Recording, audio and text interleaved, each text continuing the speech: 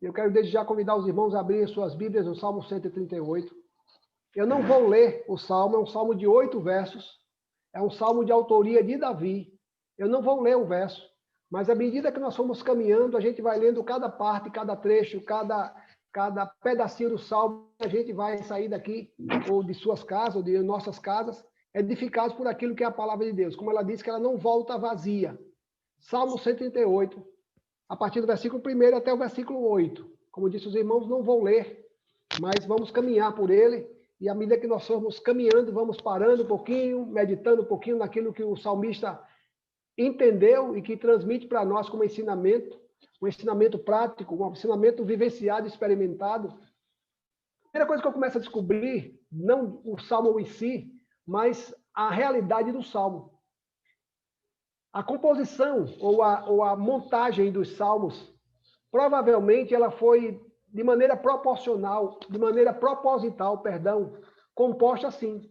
Você vai perceber que no Salmo 137, o salmista, que não é Davi, se nega a falar alguma coisa. Por quê? Porque ele tinha sido levado como cativo, como escravo para a Babilônia, e ali ele se depara com aquela saudade de Jerusalém e pendura os seus instrumentos lá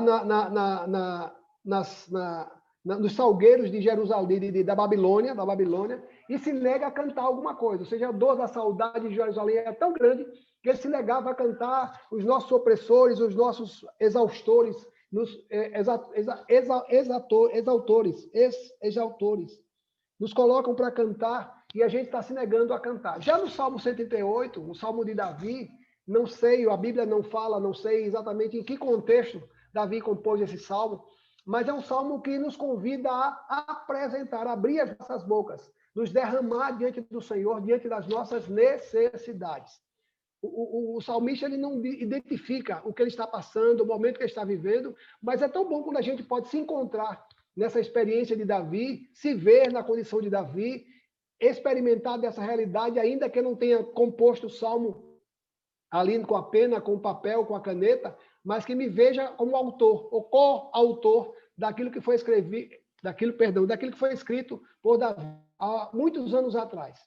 Então, nós vamos caminhar nessa perspectiva de, à medida que nós formos caminhando, vamos parando, lendo alguns versos, e a partir daí a gente faz uma dissertação, uma abordagem a respeito desse ensinamento de Davi, quando ele mostra e declara e testemunha, muito mais do que conhecer, teoricamente, ele conhecia de maneira prática, de maneira vivencial, a fidelidade de Deus. E é tão bom a gente poder ter a certeza de um Deus que é fiel. A palavra diz que mesmo que eu seja infiel, que nós sejamos infiéis, ele não pode se negar. O nosso Deus continua sendo fiel. O nosso Deus continua sendo na essência da fidelidade, porque ele não pode mudar. O nosso Deus é um Deus imutável. A gente percebe também que no transcorrer do salmo, Davi chega a uma conclusão que Deus não faz acepção de pessoas. Todos aqueles que buscam a Deus são alcançados, são acolhidos, são recebidos. E eu vou destacar a primeira coisa, os versículos 1 e 2. Em todo tempo e lugar, a gratidão a Deus será o meu objetivo. E ele diz assim, vou ler na minha versão, nova versão internacional. Eu te louvarei, Senhor, de todo o meu coração. Diante dos deuses, cantarei louvores a ti. Voltado para o teu santo templo, eu me prostrarei e renderei graças ao teu nome, por causa do teu amor e da tua fidelidade, pois exaltaste de todas as coisas o teu nome e a tua palavra.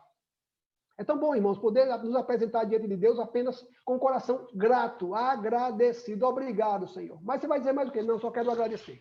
Só quero agradecer. Por quê? Não, por tudo que Deus tem feito, e Ele, mais do que ninguém, sabe o que Ele tem feito, o que eu tenho visto, que eu tenho contemplado, que eu tenho percebido, e muitas outras coisas que Deus tem feito, que eu não tenho percebido, que eu não tenho notado, que eu não tenho visto a manifestação do seu cuidado sobre as nossas vidas. É tão bom a gente entender que um Deus que nos ama, que nos guarda, que nos protege, vai nos proporcionar momentos segundo a sua vontade. E é tão bom entender que esse Deus que nos quer o bem, ele não vai nos proporcionar, ele, Deus, com o mal. Tiago fala exatamente dessa unicidade de Deus, que é um Deus que não age de maneira contrária à sua personalidade, aos seus atributos. Deus não tenta ninguém, Deus prova. Tentação vem de Satanás para nos derrubar. para romper, para cortar a nossa relação com Deus. Provação vem para nos fortalecer, para alimentar a nossa fé e fortalecer a nossa caminhada com Deus. Então, a primeira coisa que o salmista declara é a sua gratidão a Deus. E aí eu comecei a destacar, dentro dos 2 primeiros versos, alguns aspectos desse louvor. Louvar a Deus sem reservas, sem economizar. E ele diz assim, eu te louvarei, Senhor, de todo o meu coração. Ou seja, não vai haver espaço para nada. O meu coração está tomado de alegria. Não tem nenhuma pontinha de remorso. Não tem nenhuma pontinha de raiva. Não tem nenhuma pontinha de dúvida. Não tem nenhuma pontinha de passado, daquilo que aconteceu no passado. O meu coração está tomado pela gratidão ao Senhor. É tão bom, irmãos, poder experimentar dessa certeza que Deus é o nosso Pai e que só temos que agradecer. Está tudo bem? Agradeça. Não está tudo bem? Agradeça, porque vai ficar tudo bem. Então é tão bom a gente experimentar disso. Não sei a condição em que os irmãos se encontram, os irmãos não sabem a condição em que me encontro, mas precisamos entender que, seja qual for a circunstância, se ainda não está bem, é porque Deus ainda não escreveu o último capítulo da nossa história. Se ainda não está bem, é porque o ponto final ainda não foi colocado. Foi colocado um ponto e vírgula, foi colocado um ponto parágrafo, mas não foi colocado um ponto final. E Davi começa a exaltar e enaltecer essa grandeza desse Deus. E é interessante que em nenhum momento do Salmo ele fala sobre Deus. Ele tinha uma intimidade tão grande com Deus que o levava a tratar não Deus como Deus, mas como Senhor. Talvez você já tenha experimentado disso quando trata de alguma coisa com seu pai, ou tratou com seu pai, com a sua mãe. Quando você vai tratar de alguma coisa com seu pai, com a sua mãe, você não fala o nome do seu pai. No meu caso, ô pai Luiz, ô pai fulano, ô pai Erivaldo, ô pai Ornan, ô pai Nick, ô pai João, ô mãe Vera, ô mãe Neuza, ô mãe Adilene, a Ember. A gente vai tratar os nossos pais pelos nomes, mas pela intimidade que a gente tem e dispõe ou desfruta ao seu lado.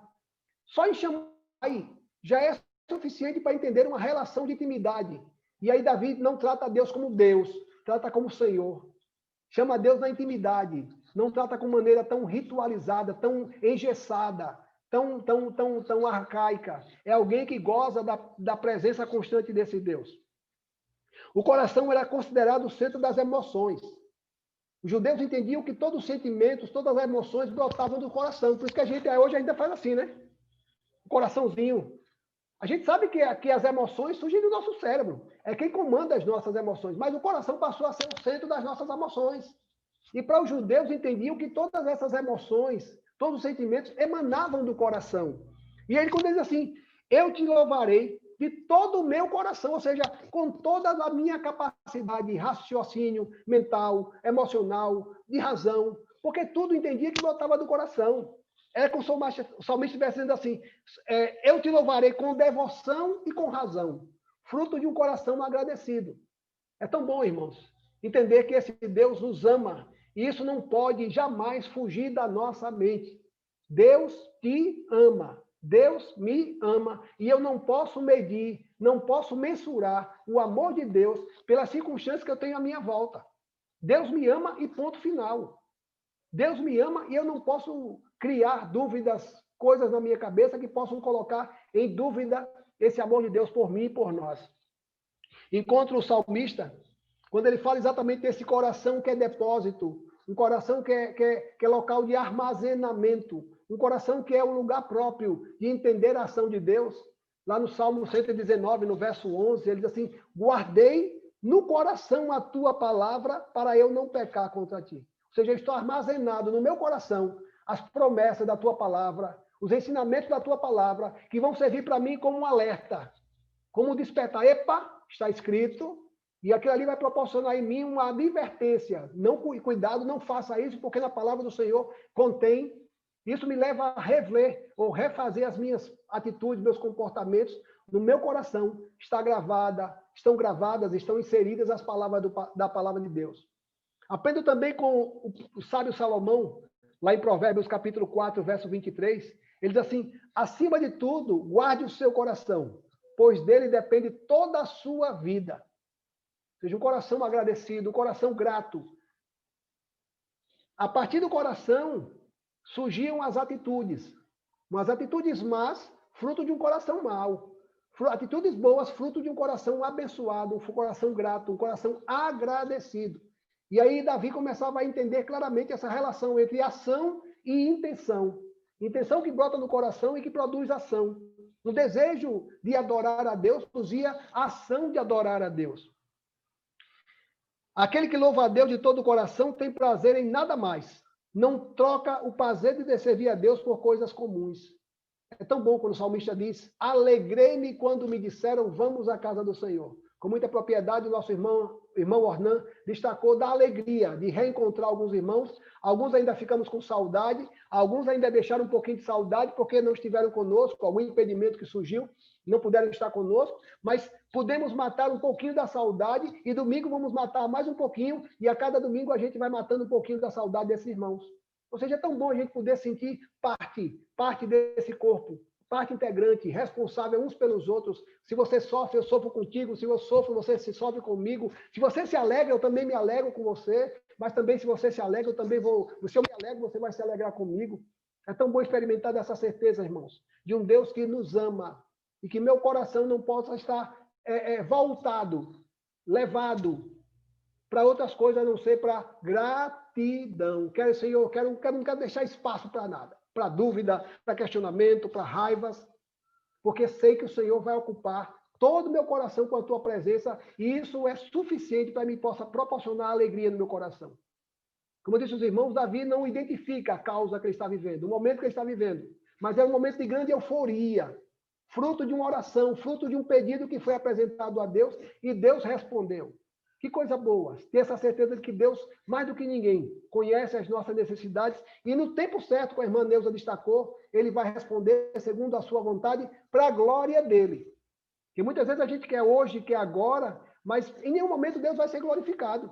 Daquele jeito, os seus recursos foram glorificados. O seu conhecimento lá no banco, lá junto ao gerente, lá junto ao dono do mercadinho, junto ao dono da farmácia, você que hoje de maneira astuta ou de maneira sábia, de maneira prudente, e você resolveu do seu jeito. E em nada Deus foi glorificado. É tão bom experimentar assim. Mas eu olho um outro aspecto dentro dos versículos 1 e 2, o louvar a Deus em todo lugar. Isso vai servir como testemunho. Diante dos deuses contarei a ti louvores, ou louvores a ti. Algumas versões dizem na presença dos poderosos. Essa é uma outra versão, que a minha Bíblia diz, na presença de deuses a ti cantarei louvores, ou cantarei louvores a ti.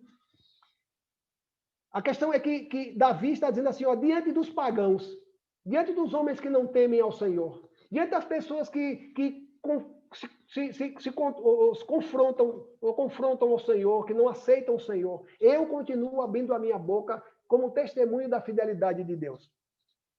Mostrarei aos reis e aos adoradores desses deuses que eu louvo a um Deus que não é feito por mãos humanas. Sabe, irmãos, Davi, como rei de Israel, mais do que ninguém, conviveu com esses reis pagãos. Infelizmente, muitas vezes foi omisso quanto às suas práticas. E essas práticas começaram a permear, começaram a invadir, começaram a inundar o povo de Israel. A apostasia. Davi era uma prova disso porque tinha várias mulheres, mulheres não judias, ou mulheres pagãs, fruto de uma relação de proximidade com esses reis, para que não houvesse conflito em Israel, e eles agraciavam Davi com essas mulheres. E essas mulheres contaminavam, manchavam a relação desse rei, um rei segundo o coração de Deus. Então Davi está dizendo assim, olha, em todo tempo, com o coração grato, mas em todo lugar, eu vou declarar dessa fidelidade de Deus. Não podemos, irmãos, esquecer que Deus tem colocado você e a mim em situações que provavelmente um pastor, um missionário não vai estar. Mas aí Deus tem usado a você e a cada um de nós como instrumentos para que através das nossas vidas o nome dele seja glorificado. E ele diz assim, não vou me calar diante dos outros deuses. Eu começo a imaginar, irmãos, aqueles que pregam mentiras, como seitas, como movimentos heréticos. E essas pessoas se empenham de todas as maneiras, dão as suas próprias vidas. Ontem eu tinha via BD com o pessoal do Farol virtual. Nós ficamos até 15 para as 11 conversando a respeito dos mormons, das práticas dos mormons. Homens e mulheres que abraçam um ideal como sendo a própria vida e em função daquele ideal dão suas próprias vidas, se dedicam, se empenham, vestem a camisa, e muitas vezes eu, ainda que conhecendo a verdade absoluta da palavra de Deus, tenho sido omisso, não tenho falado. No ambiente onde as pessoas estão falando de religião, não vou entrar aqui não, porque religião, time de futebol, política, ninguém discute. E a gente se retira e deixa que aquelas pessoas possam discutir e chegar às suas conclusões as mais erradas a respeito de Deus. Davi disse, olha, eu não vou me calar, não. Mesmo na presença dos poderosos, de outros deuses, eu vou abrir a minha boca e vou dizer, olha, eu tenho um Deus que cuida de mim. Se vocês não têm Deus, se vocês não experimentam dessa certeza, eu posso dizer, por experiência própria, que eu tenho um Deus. É tão bom, irmãos, poder ser separado e escolhido por Deus para cumprir essa missão, árdua sim, mas não estamos sozinhos. Você tem um Deus. Paulo escrevendo à igreja em Coríntios, ou aos Coríntios, capítulo 6, versos 14 a 17, ele fala exatamente dessa necessidade de a gente ser diferenciado, que a gente não seja confundido, misturado. Ah, é tudo igual. Ontem eu falando com essa classe do pessoal, e um dos alunos disse, pastor, eu tenho muitos amigos, e aí eles têm uma ideia fixa de que todo crente é enrolão. E eu deixei aquele irmão falar. Eles creem que todo crente é enrolão, todo pastor é ladrão, que toda igreja não leva o homem para parcel nenhum. E aí eu disse, e o que você tem feito para mudar essa ideia do coração dessas pessoas? Aí ele parou, pensou, disse, por que você não é enrolão? Imagino que não, o irmão é cristão. Os seus pastores na sua igreja não são ladrões. E o que você tem feito para mudar essa ideia preconcebida dessas pessoas? Ou seja, a gente começa a ser conivente, a gente possa ser parceiro nessas comentários e não se posiciona. Não quero ferir ninguém, não quero machucar. Não, diga, olha, o meu Deus é Deus verdadeiro. Se o seu Deus não é, não me importa saber. O importante é que o meu Deus é. Porque é isso que nós temos vivido, irmãos. Nós não confiamos num Deus de madeira, de gesso, de prata, de ouro, de bronze. Um Deus que foi construído por mãos humanas, logo é menor que aquele que construiu. Se o Deus dos homens é um Deus construído por mãos humanas, aquele que construiu aquele Deus é muito maior do que o próprio Deus. Porque ele conseguiu conceber, conseguiu criar, conseguiu esculpir aquele Deus. E nós temos um Deus todo-poderoso. E aí Paulo, com muita propriedade, na segunda carta aos Coríntios, capítulo 6, verso 14, ele diz assim, não se ponham em julgo desigual com os descrentes. Pois o que tem em comum a justiça e a maldade? Ou que comunhão pode ter entre a luz e as trevas? Que harmonia entre Cristo e Belial? Que há de comum entre os crentes e os descrentes? Que acordo entre o templo de Deus e os ídolos? Pois somos santuários do Deus vivo. Como disse Deus, habitarei com eles e entre eles andarei. Serei o seu Deus e eles serão o meu povo. Ou seja, a experiência de poder entender Deus agindo em nós. Nós somos diferentes. Paulo fala isso com muita propriedade lá em Coríntios capítulo 4, quando ele diz que nós somos vasos de barro, mas a essência nossa não está em nós, está no nosso interior, porque é preenchido, é ocupado pelo tesouro precioso que é a própria presença de Deus. Mas enquanto uma terceira razão, agora no versículo 2, Jerusalém, irmãos, ela é considerada o lugar da morada, era considerada o lugar da morada de Deus. É onde ficava localizada o tabernáculo, com a presença da Arca da Aliança. E eles entendiam como ali era a morada de Deus. E sempre havia uma reverência com relação a Jerusalém. No versículo 2, realmente diz assim, voltado para o teu santo templo, eu me prostrarei e renderei graças ao teu nome, por causa do teu amor, da tua fidelidade, pois exaltaste acima de todas as coisas o teu nome e a tua palavra. É uma prática comum dos judeus, orar voltado para Jerusalém, a cidade de Deus, a cidade onde o Deus morava no sentido físico, onde ali habitava a Arca da Aliança. É tão bom ter essa certeza que Deus não mais habita lá em Jerusalém. Deus habita nos corações. Quando aquela mulher samaritana perguntou a Jesus onde era o lugar certo de adorar, se era no monte, porque eles não podiam entrar em Jerusalém, eram impedidos, proibidos de entrar em Jerusalém, no templo sagrado, na sinagoga. E Jesus disse, olha, Deus é Espírito, e importa que os verdadeiros adoradores o adorem em Espírito e em verdade. Deus não habita em templos feitos por mãos humanas. Deus habita em corações que se abrem e se voltam a adorá-lo. Encontro com muita propriedade isso em Daniel capítulo 6, verso 10, quando o rei Dario instituiu que ninguém mais poderia adorar a não ser a ele, que ninguém mais poderia prestar culto a não ser o próprio rei Dario, por influência, por orientação dos governadores, dos prefeitos, que queriam encontrar Daniel alguma falha.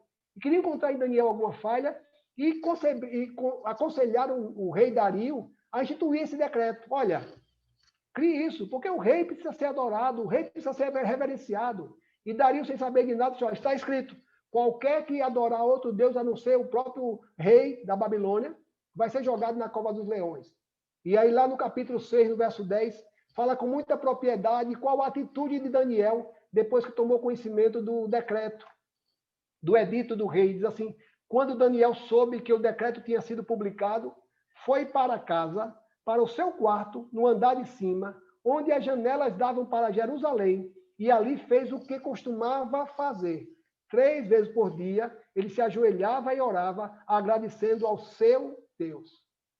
Voltado para Jerusalém, lembrando ali onde ele habitou muito tempo, onde ele viveu muito tempo, onde ele aprendeu sobre as coisas de Deus, onde eles entendiam que era a habitação de Deus. Ele não se escondeu, ele não se omitiu. Se está sendo perseguido, eu vou abrir aqui as minhas janelas para que eu possa ser visto, porque eu não vou me esconder, não. Deus precisa ser glorificado nas minhas vidas, nas nossas vidas, e é isso que Deus quer ainda hoje, irmãos. Que sejamos atalaias, anunciadores do evangelho do nosso Deus através das nossas vidas. Agora é interessante que uma só oração,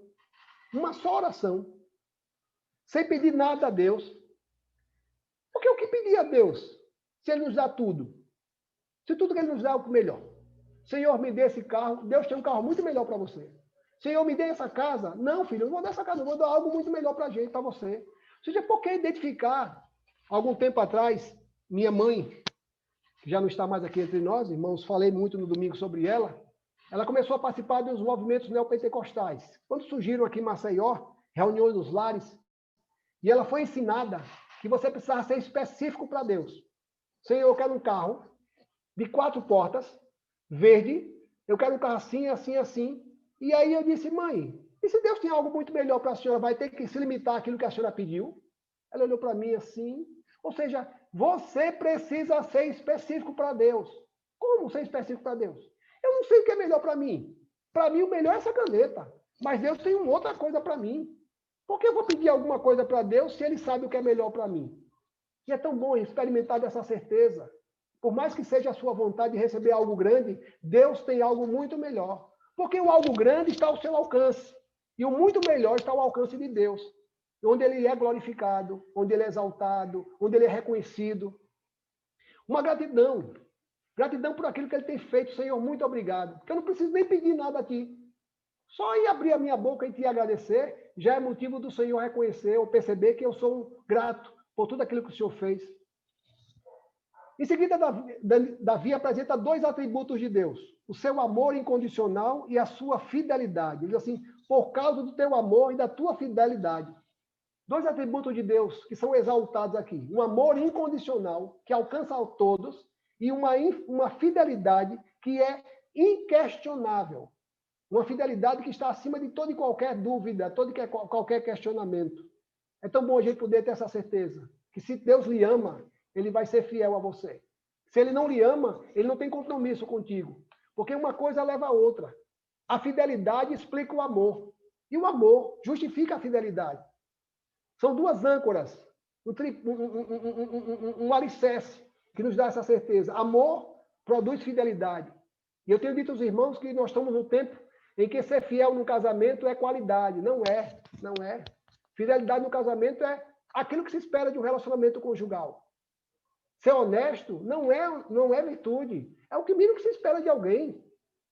Então, o amor, aquele amor conjugal, levou à fidelidade. Se não há mais amor, existe um rompimento, existe a traição, existe a infidelidade.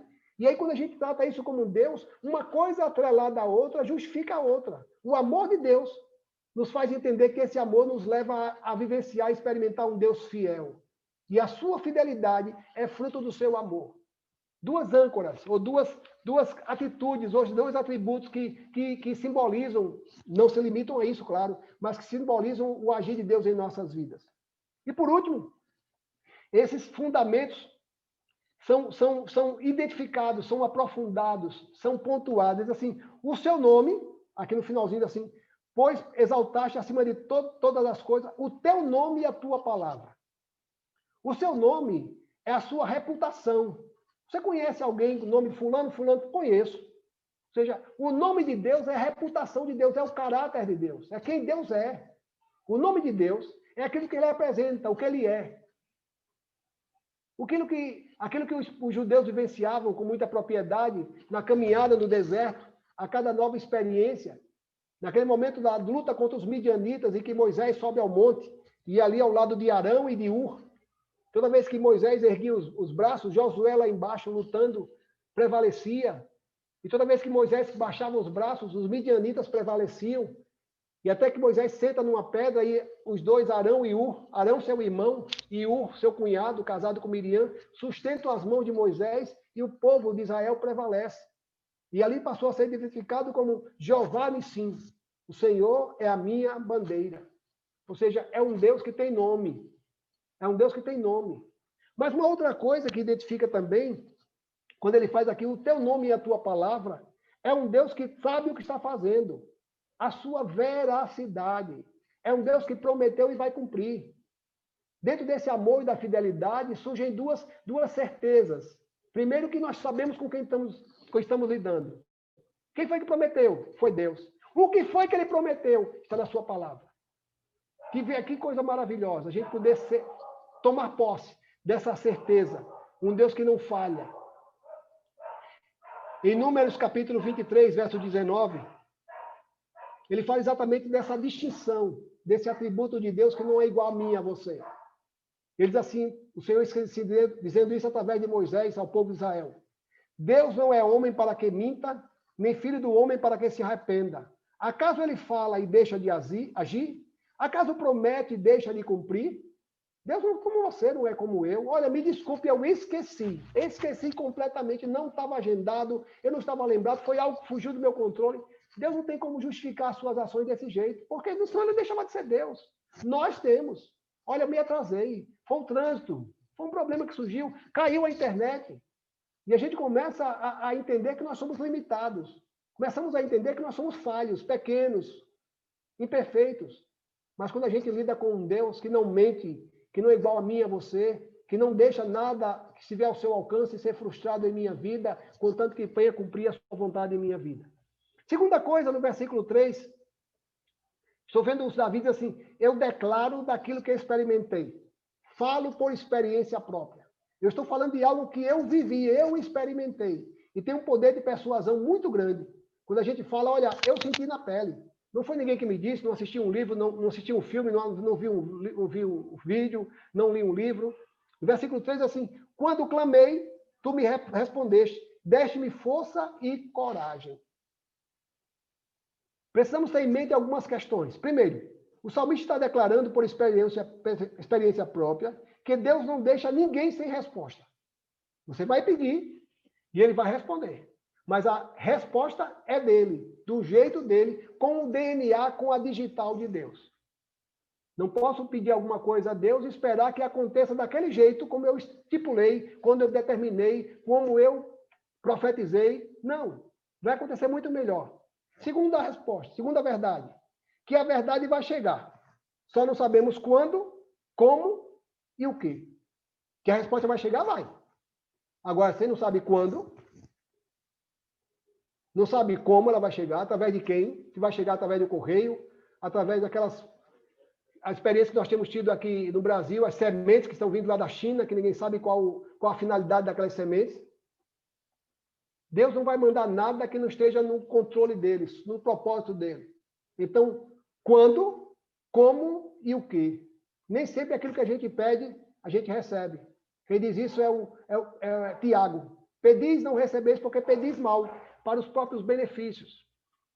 E a terceira verdade que eu posso extrair desse versículo é que naquilo que Deus vai responder, vai produzir renovo, ânimo e coragem. Ele diz assim, olha, deste-me força e coragem. Vai produzir em mim um renovo.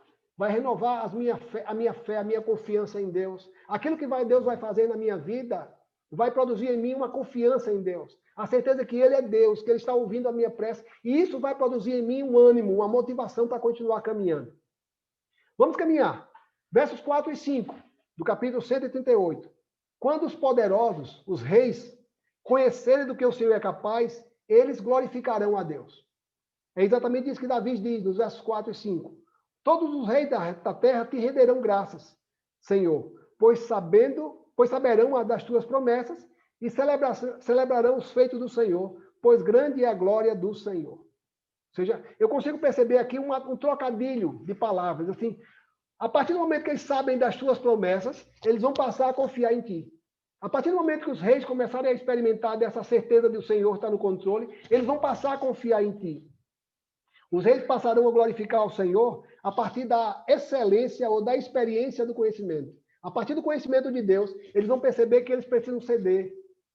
Provavelmente, eles vão render graças a partir do conhecimento de Deus. Eles não podem glorificar a Deus por aquilo que eles não conhecem. Eles não conseguem identificar um Deus que está acima deles. Eu sou o rei. E é tão triste quando a gente tem que lidar com alguém e essa pessoa se sobressai pelo seu sobrenome. Diz assim, você sabe com quem está falando?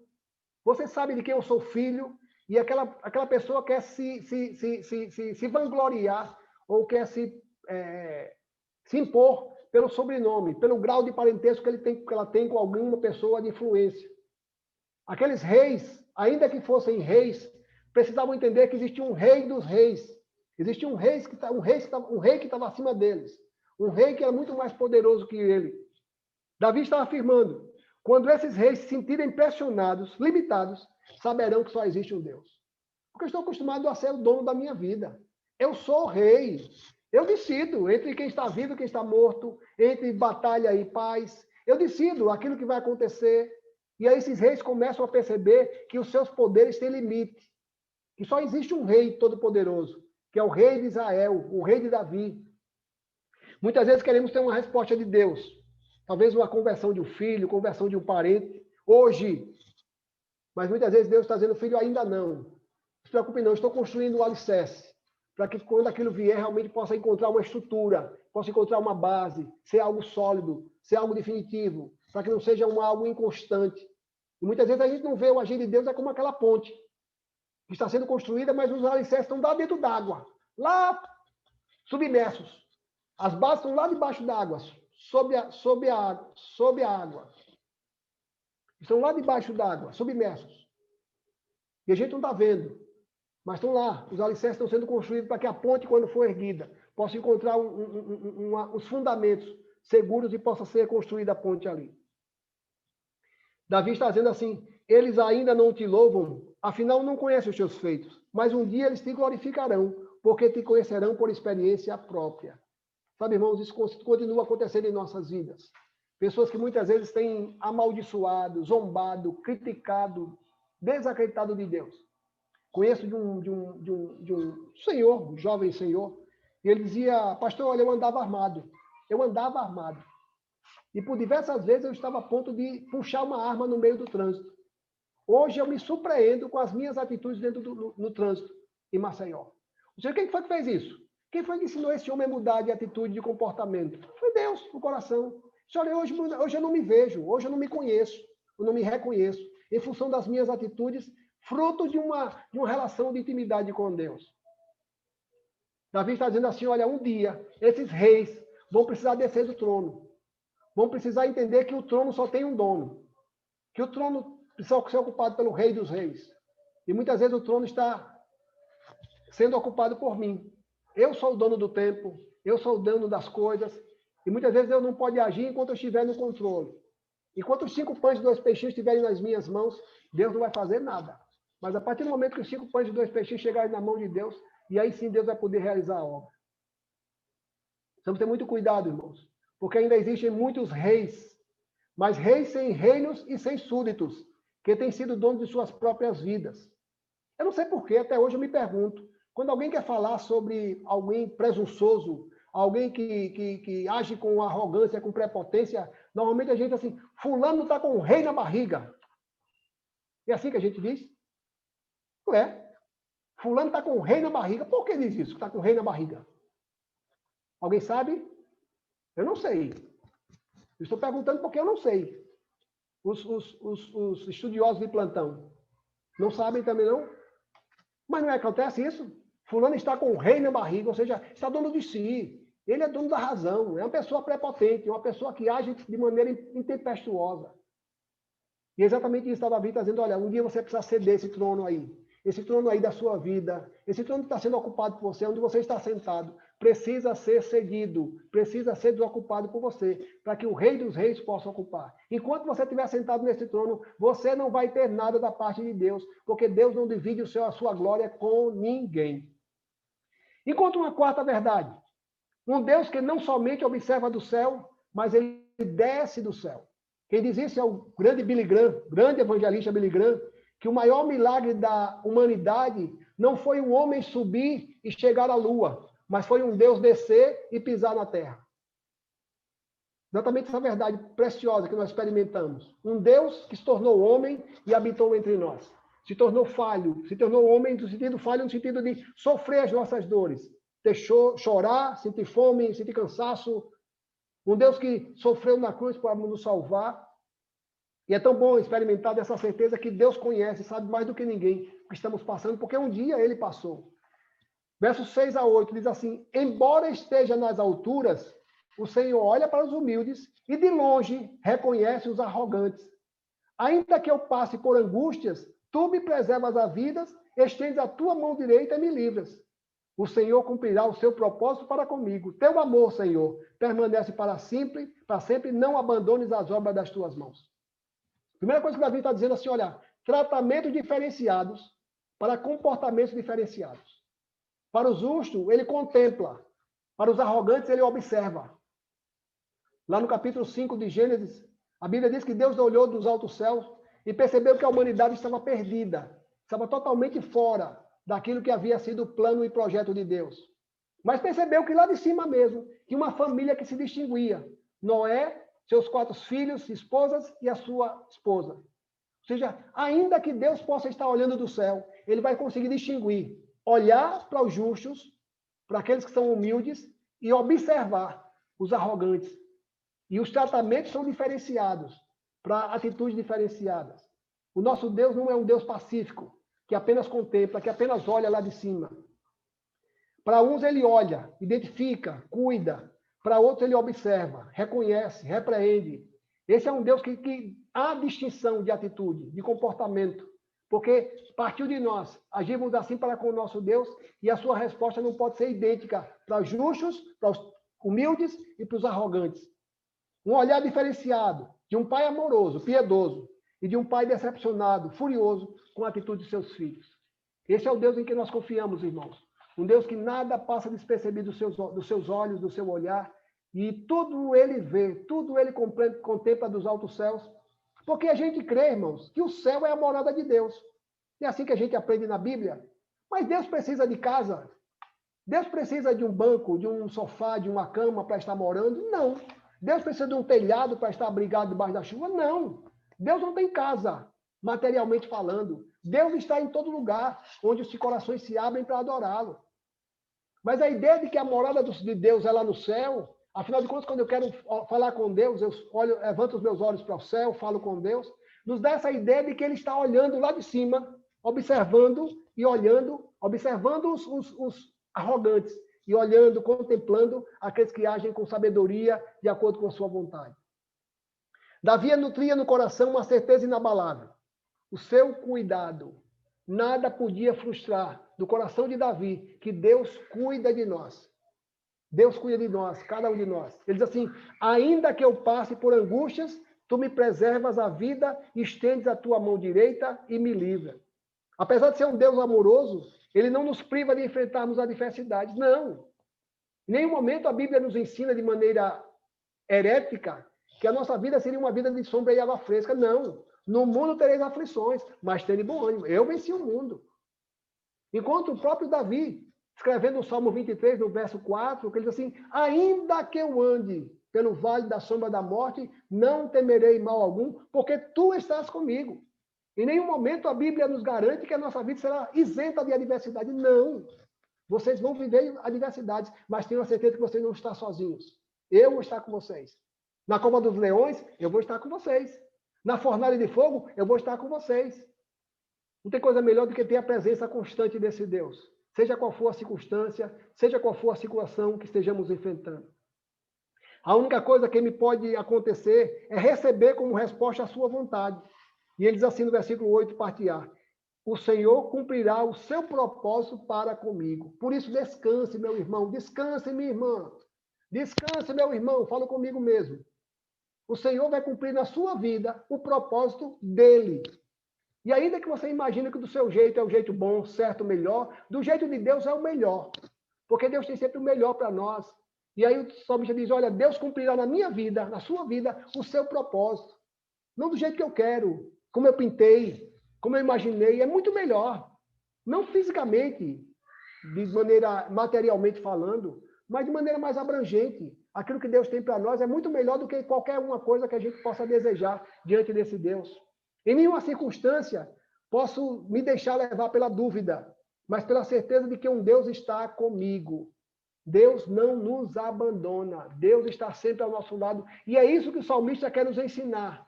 Algo que ele experimentou, algo que ele viveu, e está tentando de alguma maneira passar para nós. Olha, eu experimentei, eu passei, eu enfrentei, mas tive plena certeza que o Senhor estava comigo. E eu quero que você tome posse disso também. Não podemos, irmão, jamais medir, não podemos mensurar o cuidado de Deus olhando para nós. Não podemos olhar ou imaginar ou mensurar ou medir o amor de Deus olhando para as circunstâncias. Deus não me ama porque choveu. Não, Deus não me ama. Se Deus me amasse, não chovia. Se Deus me amasse, eu não ficava doente. Não ficava doente. Se Deus me amasse, eu não ficava desempregado. Se Deus me amasse, eu não ficava nessa necessidade, precisando da ajuda de alguém para um benefício, para um emprego, para uma porta de alguma coisa. E a gente começa a medir ou a mensurar o cuidado de Deus olhando para as circunstâncias. Tem uma música do Kleber Lucas que ele diz que o sol está além das nuvens escuras. Porque quando a gente olha para o céu, a gente vê o céu turvo, nublado, cinzento, mas sabe que além das nuvens, o sol continua brilhando. Você está vendo as nuvens, não está contemplando o sol, mas tenha certeza que depois das nuvens o sol continua brilhando e a presença de Deus à nossa volta, cuidando de nós. Salmo 42, versos 5, também se repete no verso 11. Veja como Davi tenta encorajar, motivar, impulsionar a sua alma a continuar confiando em Deus. Salmo 42, versos 5 e verso 11, também é a mesma coisa. Por que você está assim tão triste, ó minha alma? Por que está assim tão perturbada dentro de mim? Põe a sua esperança em Deus, pois ainda o louvarei. Ele é o meu Salvador e o meu Deus. E por duas vezes Davi repete isso. No versículo 5, ele declara isso, e no versículo 11, ele declara a mesma coisa. Por que você está assim tão triste, ó minha alma? Por que está assim tão perturbada dentro de mim? Põe a sua esperança em Deus, pois ainda o louvarei. Ele é o meu Salvador e o meu Deus. Davi estava reforçando isso para nós, dizendo, olha, confie, espere, creia, ele está agindo, ele está trabalhando, ele não esqueceu de você. Que coisa maravilhosa a gente poder ter essa certeza, não porque alguém nos disse, mas porque um dia nós passamos pelo vale da sombra da morte e entendemos que não estavam sozinhos porque ele estava ao nosso lado. Mas na parte B do capítulo, versículo 8, o salmista volta os seus olhos para as âncoras. Lembra as âncoras? O amor e a fidelidade, para renovar a sua confiança. Mais uma vez, ele lança a mão daquilo que dá essa segurança a ele, o amor e a fidelidade de Deus, para exaltar por aquilo que estava por vir, por aquilo que eu já passei, já experimentei, mas e aquilo que está por vir? E aquilo que tem pela frente? E ele diz assim, teu amor, Senhor, permanece para sempre. Não abandones as obras das tuas mãos. Ele está dizendo assim, olha, o teu amor dura para sempre e não vai ter fim. Enquanto eu viver, o teu amor vai ser minha companhia. E sei que durante todo esse tempo, o Senhor em nenhum momento vai me abandonar, porque a sua fidelidade vai me acompanhar durante todo esse tempo. A tua fidelidade me faz crer, Senhor, que continua cuidando de mim e que eu não serei esquecido. É tão bom entender, irmãos, que Deus não esquece de ninguém. Ainda que eu more em Arapiraca, ainda que eu more lá em Coité do Nóia, ainda que eu more lá no Brejal de cima, no Brejal de baixo, no Jiquiá de baixo, no Miraí de baixo, no Miraí de cima, não importa. Todos nós somos únicos diante de Deus. O profeta Isaías, do capítulo 49, no verso 11, fala exatamente dessa certeza de um Deus que conhece cada um de nós. Ele diz assim, haverá mãe, Isaías 49, verso 15, haverá mãe que possa esquecer seu bebê, que ainda mama e não ter compaixão do filho que gerou, embora ela possa esquecê-lo, eu não me esquecerei de você. Tome posse disso, meu irmão, minha irmã. O Senhor não esqueceu de você. O Senhor não esqueceu de ninguém. Ele tem o seu tempo. Ele tem o seu modo de agir, para que o nome dele seja glorificado nas nossas vidas. Encontrei um comentário do pastor dos pastores, pregador dos pregadores, Charles Spurgeon. Ele diz assim: a nossa confiança não nos faz que vivamos sem oração. Ou seja, a gente confia tanto em Deus que a gente não precisa orar. Pelo contrário, mas nos encoraja a orar ainda mais. A nossa esperança, ou a esperança que o crente tem, é que o crente é capaz de perseverar até o fim, se baseia no fato de que Deus dos crentes, a nossa certeza de que vamos orar até o fim, é que se baseia no fato de que o Deus dos crentes permanece com cada um deles até o fim. Não podemos duvidar dessa presença constante do Senhor. E queria terminar essa história, essa reflexão, contando uma ilustração, uma história. Eu estava mexendo aqui nos meus arquivos e encontrei uma história, a chamada ilustração do nó. Não sei se você conhece essa ilustração do nó. Mas guarde isso como ensinamento para a minha vida foi e espero que para a sua vida também. Conta-se a história que numa cidadezinha do interior, o pai e o filho moravam juntos, mas o pai era muito dedicado, muito trabalhador, muito esforçado. E trabalhava o dia todo, chegava em casa de madrugada e saía logo cedo. E a professora daquela criança tentava de maneira tão inútil, sem sucesso, marcar o encontro dos pais. E aquele pai não podia participar da reunião dos pais e mestres. E sempre mandava um aviso para aquele pai, e aquele filho dizia: meu pai não pode, meu pai está trabalhando. E aquela diretora ficava muito angustiada, porque todos os pais tinham tempo para reservar para os seus filhos, mas esse pai não se preocupa com o seu filho. Porque seu pai não vinha ao colégio para saber como é que está o seu filho, não vem ao colégio para saber se ele está bem, se ele está se saindo bem nas provas. Mas, por outro lado, a diretora ficou impactada, porque observava a vida daquele aluno, daquele menino, e percebia que ele era distinguido no meio dos outros. Tinha boas notas, era responsável, era uma pessoa respeitadora, era reconhecido pelos professores como bom aluno, e ela não conseguia entender um pai ausente que pudesse proporcionar àquele filho uma vida diferente, que não corroborava, que não caminhava na mesma atitude do descaso, da atitude desse pai ausente. E a diretora, quando percebeu que não tinha como trazer esse pai para participar da reunião, afinal de contas, esse pai dorme tarde, acorda cedo e não se encontra com seu filho, chamou a criança. Disse: filho, eu preciso conversar com você. Já que o seu pai não vem à escola, seu pai é muito trabalhador, não dá atenção a você, e eu preciso que você me responda algumas coisas, porque eu preciso entender, porque apesar desse descaso do seu pai, você continua sendo um bom aluno, estuda, boas notas, responsável, uma criança exemplar. E aquela criança foi até a sala da diretora, disse: me explique qual é o segredo dessa atitude sua, que não caminha, que não fecha com a atitude do seu pai. E aquela criança, com muita simplicidade, mas muita honestidade, disse: doutora, ou diretora, eu tenho um acordo com meu pai. Meu pai trabalha muito para colocar comida na nossa casa. Meu pai trabalha de manhã cedo, sai de manhã cedo, eu estou dormindo. Meu pai chega de madrugada, sai de madrugada, eu ainda estou dormindo também.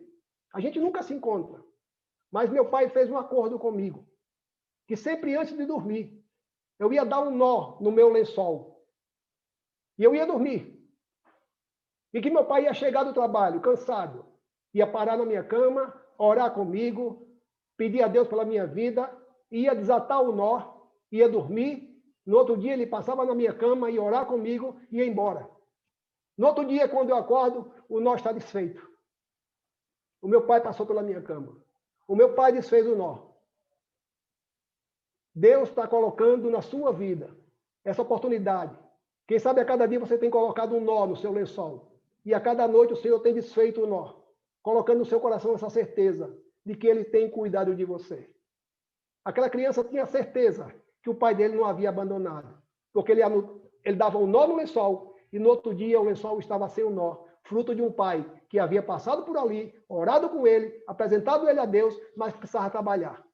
Isso proporcionou naquela criança uma distinção dos outros alunos.